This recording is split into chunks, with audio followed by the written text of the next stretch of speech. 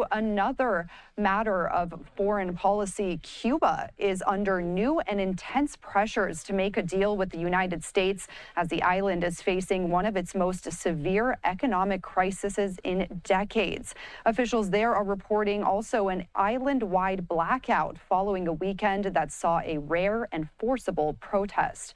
Fox News Washington correspondent Mike Emanuel has the latest from Cuba. Cuba's power system has suffered a total collapse. Officials there report an island-wide blackout. The energy ministry suggests the country's electrical system is seeing, quote, total disconnection.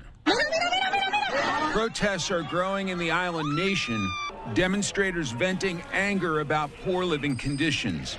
And in one city, trashing the Communist Party's office, throwing rocks at the building and some setting it on fire.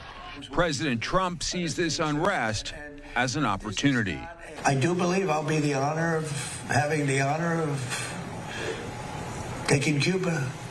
That'd be good. That's a big honor. A White House official tells Fox, quote, as the president stated, we are talking to Cuba, whose leaders should make a deal which he believes would be very easily made. The Cuban regime today extending an olive branch, saying that it is, in fact, open for business. Cuba is open to having a fluid commercial relationship with U.S. companies, also with Cubans residing in the United States and their descendants. And this extends beyond the commercial sphere. It also applies to investments. But the regime also took aim at the continued blockade of fuel as a roadblock for further cooperation. Secretary of State Marco Rubio is leading the diplomatic effort and says the status quo in Cuba is unsustainable. Cuba needs to change. It needs to change. And it doesn't have to change all at once. It doesn't have to change from one day to the next. Everyone is mature and realistic here. Some congressional Democrats have introduced legislation aimed at blocking U.S. military action against Cuba without congressional approval, clearly worried that if there isn't change, the president may use force, as he did in Venezuela, to make it happen. In Washington, Mike Emanuel, Fox News. And we also have this from the U.S. Embassy in Cuba talking about that blackout, saying that a nationwide blackout, including Havana, happened around 1:54 local time. A disconnection of the national electrical grid occurred, resulting in a total power outage that includes the metropolitan area of Havana. There is no information on when electrical service will be restored.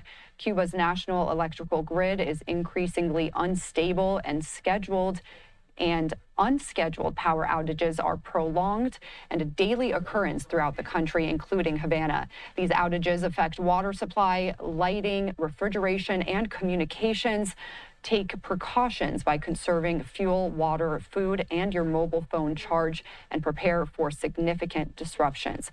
So that's coming from the U.S. Embassy in Cuba today, talking about those nationwide power outages there in Cuba. And we also have this from Fox News, saying President Trump floated the idea that the United States could take Cuba, quote, in some form, saying the island nation is currently weakened after decades of rule by the Castro regime.